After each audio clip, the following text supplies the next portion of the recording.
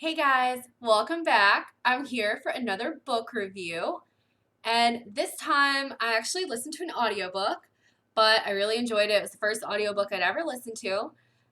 And the book that I read is Orange is the New Black by Piper Kerman. You guys might recognize that title because it's a Netflix show, and I'll talk about that in a minute.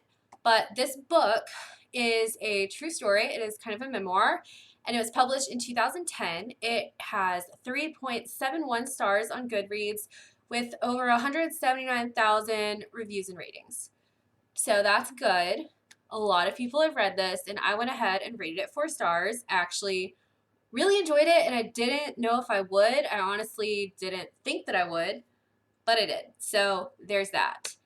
Now, I got this audiobook from my library on Overdrive. It's like Tennessee Reads. I got the audiobook and the regular book, but I ended up just listening to the audiobook. The audiobook is about 11 hours, but I listened to it on 1.25 speed, so I think it only took like 9. But I was in the car, so it's fine. But yeah, so I read this book or listened to this book, and I actually really enjoyed it. Now, if you have watched the Netflix series, I have not watched the whole thing, but I think it mostly covers like her first year, like the first season is going to probably be like your year. Maybe a little bit of like the second season, most of the first season. And I will say the book is a lot less dramatic than this show, which is to be expected as well. And the book is like not nearly as wild, but you can recognize some of the characters that she mentions in the book with some of the characters on the show. Some of them have the same name, some of them don't. But I was like drawing comparisons to the ones that I knew, so I kind of enjoyed that. But let's talk about this book. Oh, Piper. So it all started out. Piper is like clearly our main character, and she is like telling this story. And she went to this like small liberal arts all female college, like up in Massachusetts, I think. And this is kind of the part at the very beginning where I was like, I don't like you. And that's because she seemed super privileged, but like trying to make herself relatable, saying like, oh, when I graduated, I just didn't know what to do. So I like waited tables and I bartended. And I'm like, so did I. Like I did that all the way through college, so it doesn't make you like quirky. That's a pretty common occurrence that people work through college. So I don't know. I wasn't a fan, but anyway, old Piper here gets like to meet some people that she lives near, and she kind of has this girlfriend, and she finds out that her girlfriend is a drug trafficker. And she's not like turned off by this. She's like, oh, okay, that's cool. Anyway, and she ends up traveling to Bali and then to a couple of other places, um, not as a smuggler or a trafficker herself, but just as like a hanger on that just like kind of hangs around and like looks at things, I guess, like just goes on trips with drug traffickers. But at one point, she brings drugs from Chicago to Brussels, layover in Paris, and or she doesn't bring drugs. Sorry, she brings money. She brings drug money, and then she kind of makes her escape from this group, and like 6 years later, someone knocks on her door, and it is federal customs agents, and those are like federal police. And they're telling her, you have to appear in court for criminal conspiracy. So, conspiracy just means that you're conspiring alone or with other people to commit a crime. And it's pretty easy to, I think, probably prove this case because it could be any kind of conversation that you had with any of these people. I'm probably simplifying that a lot, but we also don't have the time or desire for a law class here. So, but Piper is nervous that she's going to get the maximum sentence if she goes to trial. So, some federal charges you can get minimum or maximum sentences, and they're long, like 30 years. So, she has a plea deal. She pleads guilty to money laundering, and she is going to spend 15 months in federal prison. But then she has like 5 years where she's just like living her life where she has to report.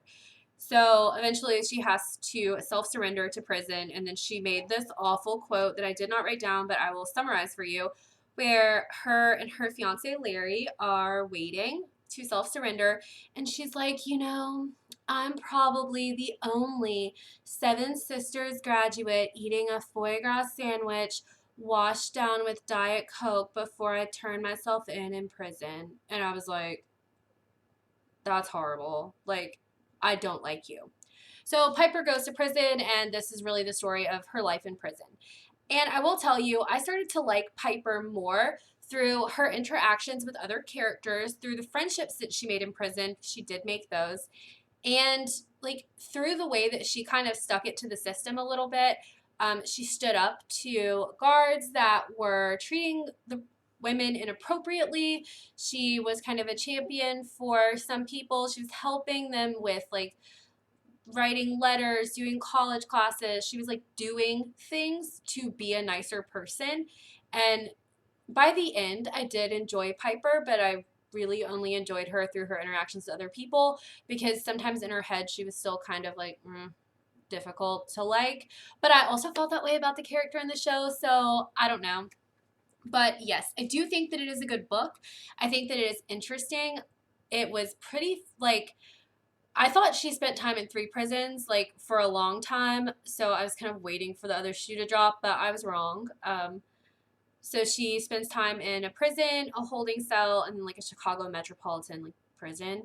Um, which okay, like she was at 3 different federal places, but anyway, this book will kind of make you question things that you don't think about. That's what it did for me. I have never in my life thought about the Bureau of Prisons or how it's administered or anything else. And as I like learned more about it and about the way that like the criminal charges against people go and everything, I was slightly frustrated. Um, and I think that that's okay. I'm not going to get into like deep feelings on any of that, but I think that that's okay. I think that it's important to read and learn about things that make you question the things that you know or the things that you completely ignore. So that was a plus for me. I do enjoy that. And like I said, I didn't like Piper at the beginning, but she did grow on me. But some of the other characters are also very interesting. And just the dynamics of the way that people treat each other and the way that things happen and honestly how Piper grows as a person is a really interesting story. Like I said, she wasn't that bad at the end. She was actually a pretty good pal to some people, and it seems to me, I'm not 100% sure, like she still kept in contact with some of those people, which I also kind of thought was cool. So I would suggest reading this. Like I said, I ended up giving it 4 stars. I wasn't sure that I would. I honestly didn't believe that I would, but I actually really liked it. I definitely suggest giving it a read or a listen. I thought it was so nice to listen to. The woman had a very soothing voice. It was great. But yeah, check it out. You can definitely find it on the Tennessee Reads on like Overdrive or through your library. I know it's on Kindle, and I'm pretty sure it's on iBooks because I remember looking at it on iBooks like 2015.